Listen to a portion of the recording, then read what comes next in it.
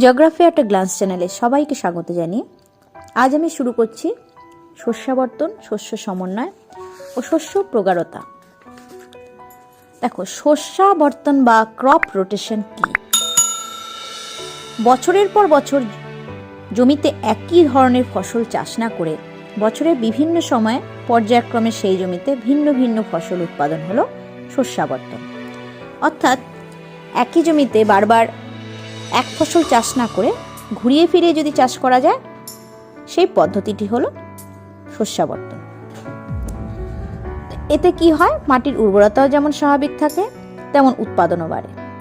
তাহলে এই ঘুরিয়ে ফিরিয়ে চাষ করাই হলো শস্যাবর্তন। এই শস্যাবর্তন যে পদ্ধতি, নির্বাচনের কতগুলো পদ্ধতি আছে। অর্থাৎ কোনো জমি যদি এক ফসলি, দু ফসলি বা বহু ফসলি হয়, প্রত্যেক প্রকার জমিতে শস্যাবর্তন পদ্ধতির নির্বাচন কিন্তু আলাদা হয়। অর্থাৎ এক ফসলি জমির ক্ষেত্রে যদি আমরা শস্যাবর্তন করতে যাই, তাহলে যে নিয়ম হবে বহু ফসলি নিয়ম জমির ক্ষেত্রে কিন্তু আলাদা হবে। এখানে দেখো, একটা চার্টের মাধ্যমে আমি দেখিয়েছি। ধরো, প্রথম বছর এক ফসলি জমির ক্ষেত্রে যদি সয়াবিন চাষ করা যায়, কারণ ওই জমিতে একটাই ফসল হয়, অন্য কিছু চাষ হবে না, তাহলে প্রথম বছর যদি সয়াবিন চাষ হয়, শস্যাবর্তন কীভাবে করব?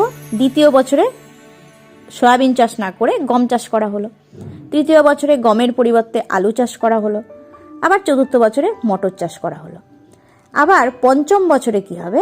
আবার প্রথম থেকে শুরু করা যেতে পারে, অর্থাৎ আবার সয়াবিন, গম, আলু, মটর, এইভাবে চক্রাকারে আমরা কিন্তু চাষ করতে পারি। কিন্তু বহু ফসলি জমির ক্ষেত্রে কি হবে?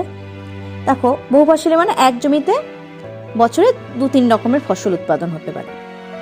তো প্রথম বছর হচ্ছে, ধরো যদি সেই জমিতে পাট, আমন ধান আর আলু হলো, দ্বিতীয় বছর কি করা যেতে পারে? পটল, মটর, বেগুন। তৃতীয় বছর ঝিঙে, ফুলকপি, বোরো ধান। এইভাবে করে আবার পঞ্চম বছরে আমরা কি করলাম? পাট, আমন ধান, আলু, এইভাবে করে চক্রাকারে ফসল চাষ করা যেতে পারে। তাহলে এই যে চারটা দেখলাম, এবার আমরা দেখে নিই যে শস্যাবর্তন পদ্ধতির অনুকূল পরিবেশগুলো কি কি। অর্থাৎ শস্যাবর্তন পদ্ধতিতে কি কি ফসল চাষের জন্য নির্বাচন করা হবে তা নির্ভর করবে কিভাবে। অর্থাৎ আমি তোমাদের যে উদাহরণটা দিলাম যে পাট, আমন ধান, আলু প্রথম বছরে হবে, তো এই নির্বাচনটা আমরা কিভাবে করব? এই নির্বাচনের জন্য কতগুলো বিষয় রয়েছে। যেমন প্রথম হচ্ছে মাটির গুণমান। মাটির গুণমান কেমন সেটা দেখে আমাদের ফসল নির্বাচন করতে হবে। অর্থাৎ যদি দেখা যায় যে পলি মাটি রয়েছে, সেখানে আমি যদি ঝিঙে চাষ করি, সেটা করলে তো হবে না। পলি মাটিতে পাট চাষ ভালো হয়। তাহলে শস্য নির্বাচনটা কিন্তু মাটির গুণমানের ওপর নির্ভর করবে। দ্বিতীয়ত, মাটিতে আর্দ্রতার উপস্থিতি ও জলসেচের সুবিধা কীরকম আছে। অর্থাৎ মাটিতে জলসেচ লাগবে কিনা, জলসেচ লাগে সেরকম ফসলের নির্বাচন আমাদের করতে হবে। বর্ষাকালের দৈর্ঘ্য, সেই অঞ্চলে বর্ষাকাল কতদিন স্থায়ী থাকে। তাহলে বর্ষাকাল যদি বেশি হয়, তাহলে যে এই ফসল চাষ করতে জলের পরিমাণ বেশি লাগে, সেই ফসল চাষ করতে হবে। ঠিক আছে, যেমন ধান চাষ করতে হবে। যেখানে বর্ষাকালের দৈর্ঘ্য কম থাকে, সেখানে আমাকে অন্য ফসল চয়েস করতে হবে। অর্থাৎ গম চাষ করা যেতে পারে, ওটস চাষ করা যেতে পারে, এরকম। এরপর হচ্ছে বীজ, সার ও কীটনাশকের যোগান। সেই যোগান কীরকম আছে সেটা দেখে নিয়ে চাষ করতে হবে। ফসল ফলাতে কতটা সময়ের দরকার, ফসলের চাহিদা কেমন আছে, ফসল উৎপাদনের ঝুঁকি কতটা, এই সব নানা রকম বিষয়গুলো আমাদের দেখে নিয়ে এই শস্য নির্বাচন করতে হবে। অর্থাৎ একটা যে কোনো খুশি চাষ করলেই তো হলো না, তার চাহিদা কতটা, সবাই মানুষ সেটা খাবে কি না, সেই জিনিসগুলো দেখে আমাদের কিন্তু নির্ণয় করতে হবে কোন ফসল চাষ করব। তাহলে এই শস্যাবর্তন এই পদ্ধতিটার প্রয়োজন কেন হলো, কি সুবিধা আছে? প্রথম হচ্ছে যে বিভিন্ন উদ্ভিদের গাছের শিকড় মাটিতে বিভিন্ন গভীরতায় প্রবেশ করে বলে মাটির পুষ্টিমূলের সার্বিক ব্যবহার হয়। অর্থাৎ প্রত্যেক বছর যদি শুধু ধানই চাষ করা হয়, তাহলে কি হবে? একটা নির্দিষ্ট গভীরতা পর্যন্ত সেই মূল যায়, কিন্তু অন্য ফসলের ক্ষেত্রে সেটা আরও গভীরে যেতে পারে। তাহলে এইভাবে বিভিন্ন ফসল চাষ করলে কিন্তু মাটির উর্বরতা বাড়বে, পুষ্টিমূলের সার্বিক বৃদ্ধি হবে। তারপর বিভিন্ন উদ্ভিদ মাটিতে বিভিন্ন ধরনের জৈব পদার্থের যোগান দেয়, যেটা এক ধরনের ফসল চাষ করলে সম্ভব নয়। শস্যাবর্তনে শিম, মটরশুঁটি জাতীয় ফসলের চাষের কারণে মাটিতে নাইট্রোজেনের পরিমাণ বাড়ে, ফলে মাটির স্বাভাবিক উর্বরতা বজায় থাকে এবং কখনো কখনো উর্বরতা বাড়ে। এছাড়া শস্যাবর্তনের মাধ্যমে ফসলের উৎপাদনশীলতা বাড়ে। অর্থাৎ যদি শস্যাবর্তন না করে যতটা ফসল হতো, শস্যাবর্তনের পরে দেখা যাবে সেই পঞ্চম বছরে গিয়ে বা তৃতীয় বছরে গিয়ে ফসল অনেক উৎপাদন বেড়ে গেছে। জমি আগাছা মুক্ত হয়, মাটির দূষণ কমে, ফসলের রোগের প্রভাব থেকে অনেকটা মুক্ত থাকে। এছাড়া শস্যাবর্তন পদ্ধতিতে মৃত্তিকা ক্ষয় কমে, আর শস্যাবর্তনে বীজ বপন ও ফসল আহরণ ভিন্ন সময়ে হয় বলে চাষি সারা বছর কাজ পায়। তার মানে কি, ধরো ধান চাষ একটা নির্দিষ্ট সময় হলো, সারা বছর জমিটা ফাঁকা রইল, তো সেটা না করে আমরা বিভিন্ন ধরনের ফসল, বহু ফসল, এক ফসলি জমিকে আমরা বহু ফসলি জমিতে রূপান্তরিত করতে পারি এই পদ্ধতিতে। এছাড়া শস্যাবর্তনে ফসল উৎপাদনের ঝুঁকি কমে, চাষের ঝুঁকি কম, ব্যয় কম, উৎপাদন বৃদ্ধি পায় বলে চাষির কিন্তু গড় আয় বেড়ে যায়। তাহলে তোমরা বুঝতে পারলে যে শস্যাবর্তন পদ্ধতির গুরুত্ব কতটা। ঠিক আছে, এবার চলো শস্য সমন্বয় বা ক্রপ কম্বিনেশন। দেখো, কোনো মানচিত্রে তোমরা যখন দেখো যে ধান বা গম উৎপাদক অঞ্চল চিহ্নিত করা আছে, তার মানে এই নয় যে সেই অঞ্চলে শুধু ধান বা গম উৎপন্ন। ধান বা গম ছাড়া সেই অঞ্চলে আরও অনেক ফসলই কিন্তু উৎপাদিত হয়। সাধারণভাবে আমরা দেখি যে কোনো অঞ্চলে অনেকগুলি ফসল একই সাথে উৎপাদিত হয়, যেমন পশ্চিমবঙ্গ ধান উৎপাদনে ভারত বিখ্যাত, অথচ আমাদের রাজ্যে ধান ছাড়া কী কী চাষ হয়? পাট, আলু, শাকসবজি, তৈলবীজ প্রভৃতি ফসলও কিন্তু উৎপন্ন হয়। অর্থাৎ একটি অঞ্চলে অনেকগুলি ফসল একই সাথে উৎপাদন হওয়া হলো শস্য সমন্বয় বা ক্রপ কম্বিনেশন। তো এই সম্পর্কে একটি গাণিতিক সংজ্ঞা আছে যে কোনো একটি কৃষি অঞ্চলের অন্তর্ভুক্ত মোট কর্ষিত জমিতে উৎপাদিত এক বা একাধিক শস্যের পারস্পরিক বন্টনগত গাণিতিক সম্পর্ককে শস্য সমন্বয় বা ক্রপ কম্বিনেশন বলে। অর্থাৎ একই জমিতে একই সাথে বিভিন্ন ফসলের উৎপাদন হলো শস্য সমন্বয়। তো এই শস্য সমন্বয়ে কতগুলি উদ্দেশ্য ছিল। উদ্দেশ্যগুলো কি? দেখো, প্রথম হলো সমগ্র অঞ্চলটির কৃষির পুঙ্খানুপুঙ্খ তথ্য পাওয়া যায়। অর্থাৎ একটা অঞ্চলে কি কি ধরনের ফসল হচ্ছে এই শস্য সমন্বয় এর মাধ্যমে আমরা কিন্তু জানতে পারবো। কোনো অঞ্চলে উৎপাদিত বিভিন্ন শস্যের মধ্যে কোনটির আধিপত্য আছে তা কিন্তু জানা যায়। এই শস্য সমন্বয়ে আমরা দেখতে পাবো যে কোনো একটা ফসল বেশি চাষ হয়, আবার কোনো একটা ফসল কম চাষ হয়।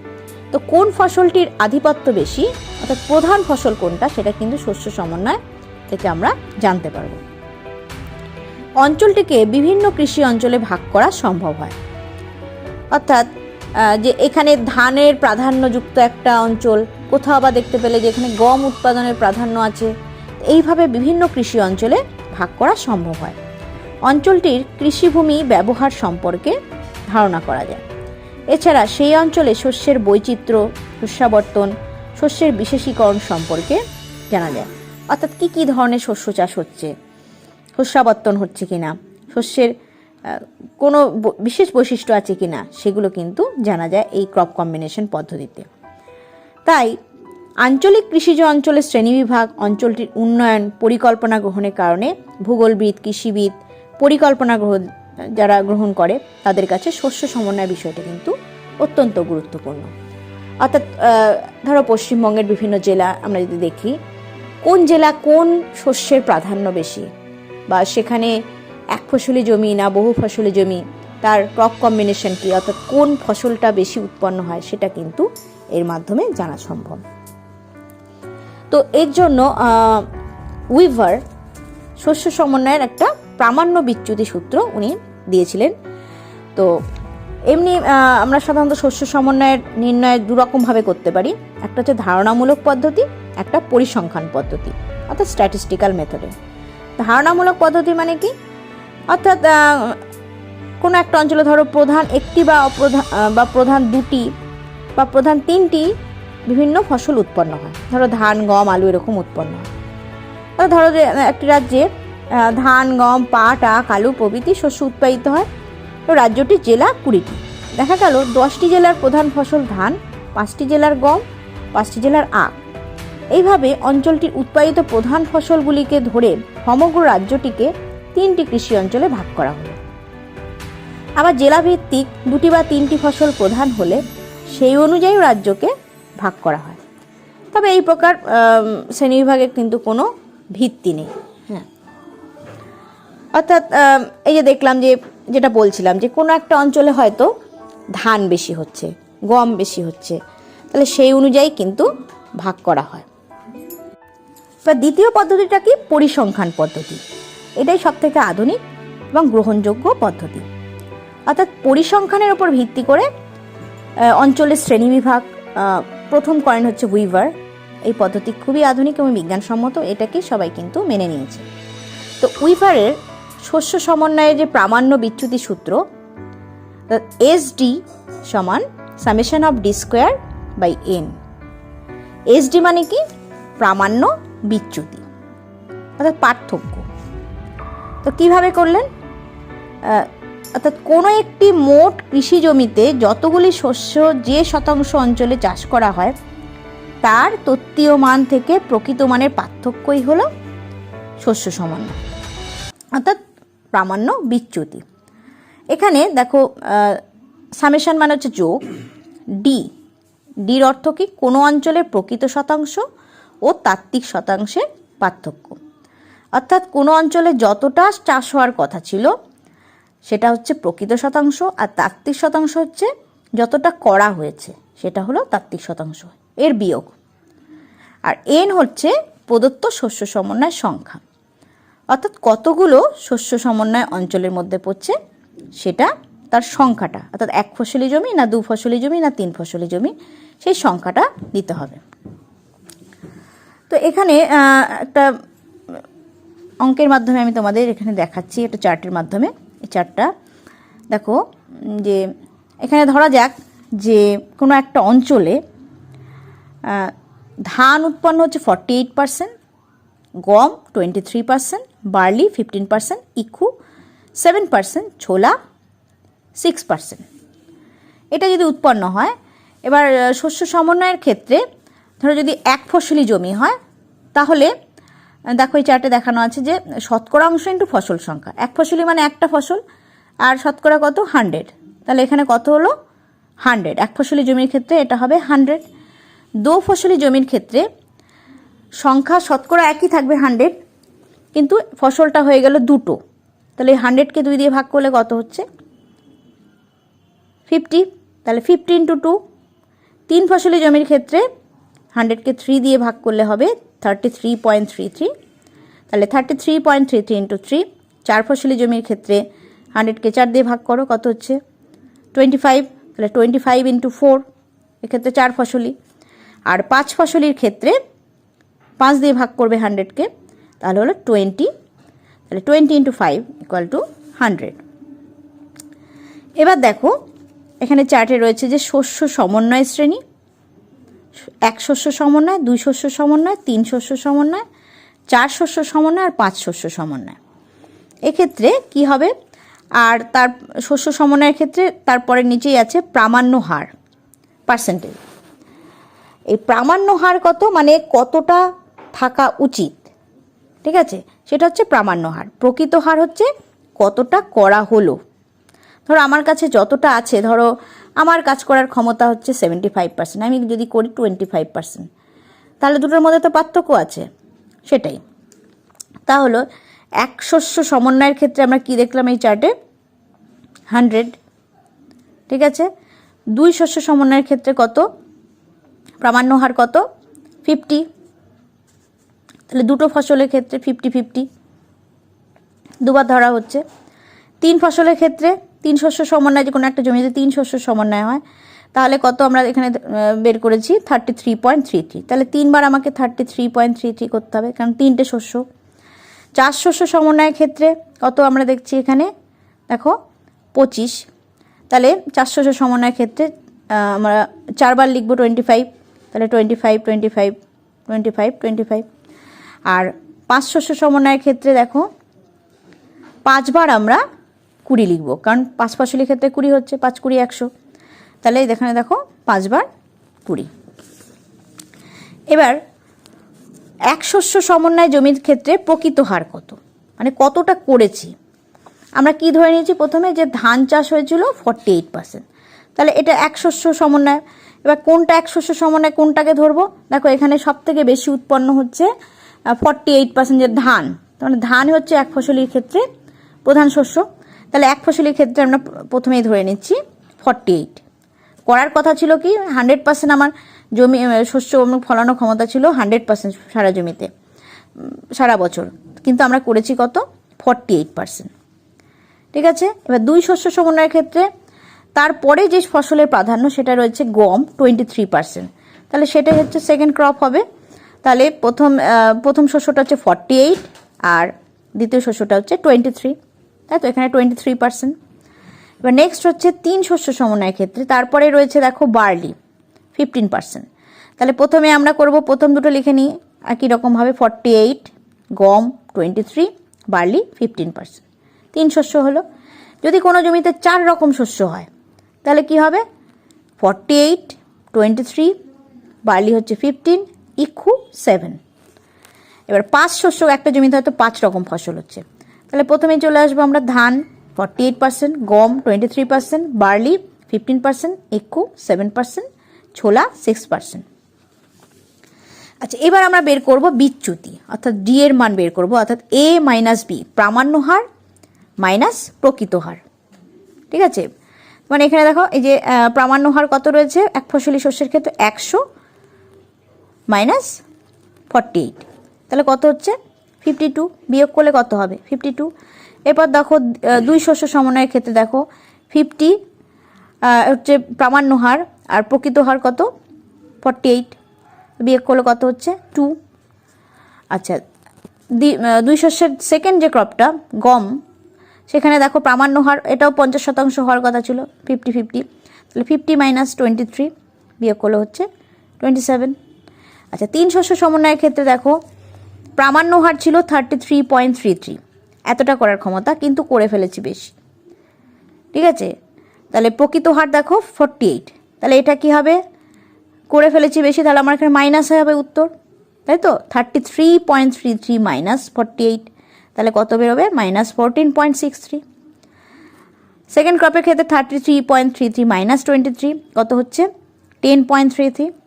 আর তৃতীয় শস্য কী ছিল, বার্লি 15%, তাহলে প্রামাণ্য হার ছিল 33.33 মাইনাস 15 ইকুয়াল টু হচ্ছে 18.33। ঠিক আছে, এবার চার শস্যের ক্ষেত্রে চলে যাই। এখানে দেখো প্রামাণ্য হার ছিল ধানের ক্ষেত্রে 25, কিন্তু প্রকৃত আমরা করেছি 48%, তাহলে এখানেও আবার মাইনাস হবে, কারণ 25 মাইনাস 48 ইকুয়াল টু মাইনাস 23। আর গমের ক্ষেত্রে দেখো করার কথা, আমার যে প্রামাণ্য হার ছিল 25, কিন্তু করা হয়েছে 23, প্রকৃত হার ছিল 23, তাহলে এটা হলো 2। আর বার্লির ক্ষেত্রে দেখো প্রামাণ্য হার 20, কারণ প্রত্যেকটাই 25 করে হবে, 25 করে আমরা যদি সমানভাবে ভাগ করে হয়েছিল, তাহলে 25 মাইনাস 15 10। আর ইক্ষুর ক্ষেত্রে কি হয়ে গেল, প্রামাণ্য হার ছিল 25, প্রকৃত হার হলো 7, কারণ করেছি আমরা 7%, তাহলে কত হলো প্রামাণ্য বিচ্যুতি, বিয়োগফল 18। আচ্ছা, 5 শস্য সমন্বয়ের ক্ষেত্রে দেখো সবই রয়েছে প্রামাণ্য হার 20 করে 20 করে রয়েছে। এবার প্রকৃত হারগুলো আবার করি, দেখো ধানের ক্ষেত্রে 48% আগের মতনই, কিন্তু এখানে দেখো আমার করার ক্ষমতা ছিল 20%, কিন্তু করে ফেলেছি বেশি, তাহলে 20 মাইনাস 48 ইকুয়াল টু মাইনাস 28। একইভাবে 20 মাইনাস 23 মাইনাস 3, বালির ক্ষেত্রে 20 মাইনাস 15 5, ইক্ষুর ক্ষেত্রে 20 মাইনাস 7 13, ছোলার ক্ষেত্রে 20 মাইনাস 6 14। আচ্ছা, এবার দেখো যে সূত্রটা রয়েছে D square, summation of D square, অর্থাৎ এই যে ডি এর মান বেরোলো সেটা স্কোয়ার করতে হবে, ডাবল হয়ে যাবে, তাহলে 52 ইন্টু 52, এক শস্য সমন্বয়ের ক্ষেত্রে যে ধানের ক্ষেত্রে 52 ইন্টু 52 হবে স্কোয়ার, সেটা বের করলে কত হচ্ছে 2704। আচ্ছা, পরেরটা দেখো দুই শস্য সমন্বয়ের ক্ষেত্রে ধানের কত, এটা বিচ্যুতি, এটা কত 2 রয়েছে, এর স্কোয়ার করলে কত হবে 4। আচ্ছা, এরপর রয়েছে দুই শস্য সমন্বয়ের ক্ষেত্রে গম, বিচ্যুতি বেরিয়েছিল 27, সেটা হয়ে গেল কত 729। ঠিক একইভাবে এখানে পরেরটায় দেখো, এটা একটু বলে দিই। বিচ্যুতি রয়েছে -14.63, এটার স্কোয়ার দেখো, এখানে মাইনাস স্কোয়ার করলে কিন্তু এটা প্লাস হয়ে যাবে, ঠিক আছে। তো এই প্লাস করলে এটা করলে কত হয়ে যাবে, দুটো যদি আমরা গুণ করি 215.20, তারপরে রয়েছে 10.33, এটা স্কোয়ার করলে হবে 106.70, 18.33 এর স্কোয়ার, অর্থাৎ এটাকে দুবার গুণ করতে হবে, করলে কত হবে 335.98। আচ্ছা, শস্য সমন্বয়ের ক্ষেত্রেও কিন্তু মাইনাস আছে, তাহলে -23 × 23 স্কোয়ার, তাই তো, তাহলে কত হচ্ছে 529। নেক্সট হচ্ছে 2 এর স্কোয়ার করলে হবে 4, 10 এর স্কোয়ার করলে হবে 100, তারপর হচ্ছে 18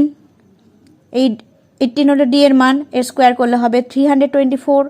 5 শস্য সমন্বয়ের ক্ষেত্রে একই, -28 এর স্কোয়ার করলে হবে 748, -3 এর স্কোয়ার করলে হবে 9, কারণ সব মাইনাসগুলো সব প্লাস হয়ে যাবে স্কোয়ার করলে।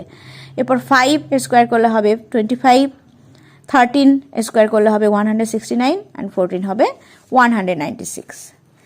এবার সামেশন অফ ডি স্কোয়ার, তার মানে কি দেখো, এখানে এক ফসলি জমি, তার একটা সামেশন মানে যোগ করতে হবে, তাহলে ডি স্কোয়ার কী বেরিয়েছে 2704, এটাই বেরিয়েছে, তাহলে একটাই আছে, তাহলে 2704। দুই শস্য সমন্বয়ের ক্ষেত্রে সামেশন কী হবে, 4 রয়েছে প্লাস 729, দুটো যোগ করতে হবে, দুটো ডি স্কোয়ারই যোগ করতে হবে, করে কত হচ্ছে 731। তিন শস্যের ক্ষেত্রে 3 রকম ডি স্কোয়ার বেরিয়েছে, এই 3 রকম এটা তিনটেই যোগ করতে হবে, অর্থাৎ 215.20 প্লাস 106.70 প্লাস 335.98 ইকুয়াল টু হবে 657.88। 4 শস্য সমন্বয়ের ক্ষেত্রে দেখো, এই ডি স্কোয়ারগুলোকে সব যোগ করতে হবে, তাহলে 529 plus 4 plus 100 plus 324 equal to 952। আচ্ছা, 5 শস্যের ক্ষেত্রে দেখো কত বেরিয়েছে, 5টা শস্যের ডি স্কোয়ার আছে, তো সেক্ষেত্রে 748 plus 9 plus 25 plus 169 plus 196 equal to 1183। আচ্ছা, এরপর সামেশন অফ এসডি সমান এবার আমরা বের করে ফেলি, তাহলে কত হচ্ছে দেখো, সূত্রটা কী হচ্ছে, সামেশন অফ ডি স্কোয়ার 2704 এক ফসলি জমির ক্ষেত্রে বাই 1, কারণ একটাই ফসল, এন হচ্ছে সংখ্যা, ফসলের সংখ্যা, তাহলে কত হচ্ছে 704। দুই ফসলের ক্ষেত্রে দেখো D square, summation of D square কত বেরিয়েছে 731 ডিভাইডেড বাই 2, দুটো ফসল, এটা হচ্ছে 365.5। আচ্ছা, 3 ফসলের ক্ষেত্রে সামেশন অফ ডি স্কোয়ার হচ্ছে 657.88 বাই 3, এটা কত বেরোলো 219.29। এরপর হচ্ছে 952 ডিভাইডেড বাই 4, 4 ফসলি ক্ষেত্রে এটা বেরোলো 238, আর 183 ডিভাইডেড বাই 5 ইকুয়াল টু 236.6, 5 শস্য সমন্বয়ের ক্ষেত্রে। তো এখানে যার মান সব থেকে কম, এই যে সামেশন অফ এসডির মান, সেখানে কিন্তু ক্রপ কম্বিনেশন, সেই কম্বিনেশনটাই ওই অঞ্চলের জন্য গ্রহণযোগ্য হবে। তো এখানে আমরা কি দেখছি, কোন মানটা বেশি, সবচেয়ে কম 3 শস্য সমন্বয়ের ক্ষেত্রে দেখো কত বেরিয়েছে 219.29, অর্থাৎ এখানে 3 রকম ফসল হলে সব থেকে উৎপাদন বেশি হবে, ঠিক আছে। তাহলে বুঝতে পেরেছো নিশ্চয়ই এই সূত্রটা।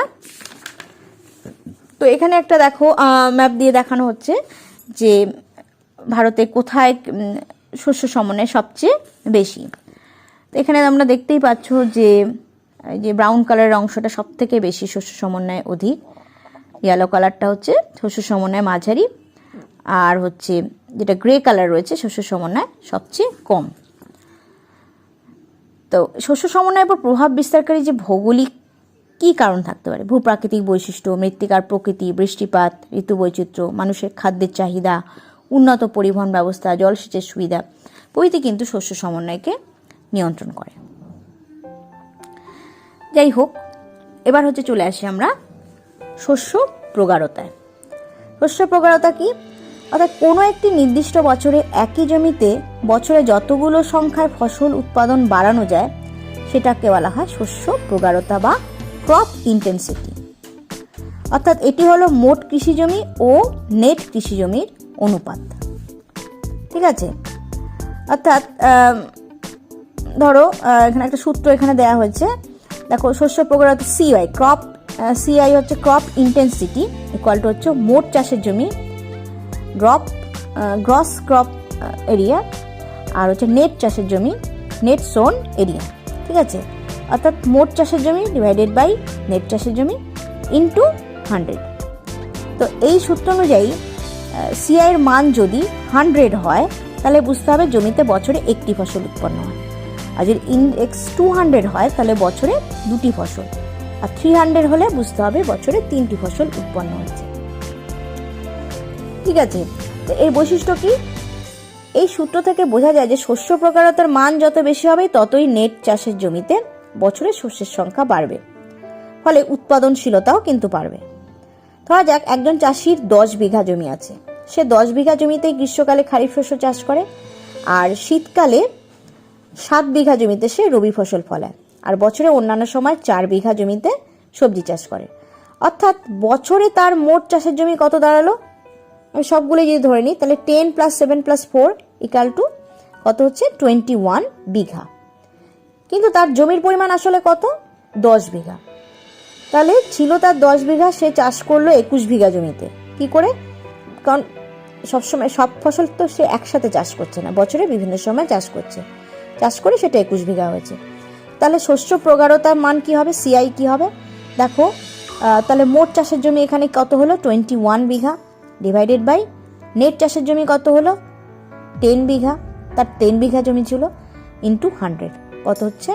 210%। তার মানে এটা দু ফসলি, আসলে এটা কিন্তু দু ফসলি জমি হওয়া উচিত। ঠিক আছে? সে চাষ করেছে 3 রকম, কিন্তু এটা দু ফসলি জমি হওয়া উচিত। তো এইরকম ভাবে আমরা যদি দেখি যে ভারতের ক্ষেত্রে এখানে শস্য প্রগাঢ়তা একটা ম্যাপ এখানে দেখিয়েছি আমি, দেখো যে যেগুলো ডিপ ব্রাউন কালার সেগুলো হচ্ছে শস্য প্রগাঢ়তার মান 151%-এর বেশি।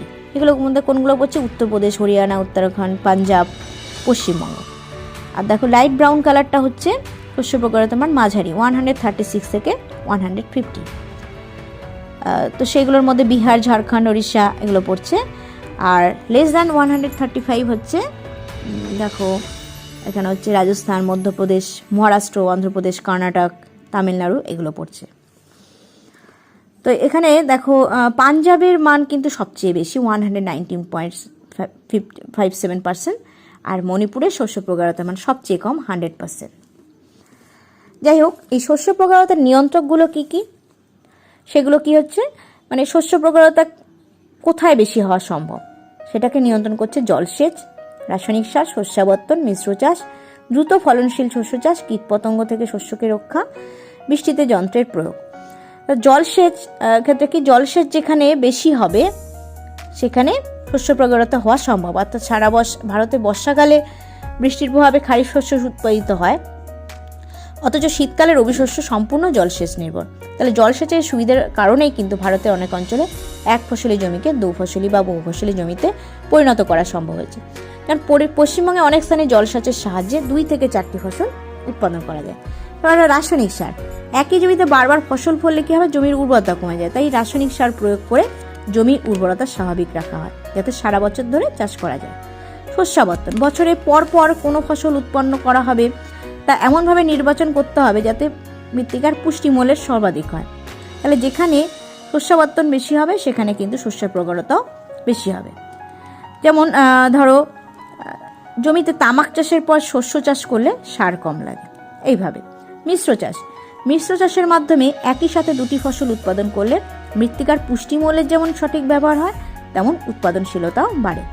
দ্রুত ফলনশীল শস্য চাষ, বর্তমানে অনেক ফসলেই উচ্চ ফলনশীল বীজ বপন করা হচ্ছে যাতে ফলন যেমন বেশি হয় তেমন আগের তুলনায় সময়ও কম লাগে, ফলে বছরে অতিরিক্ত ফসল উৎপাদনের সম্ভাবনা বাড়ে।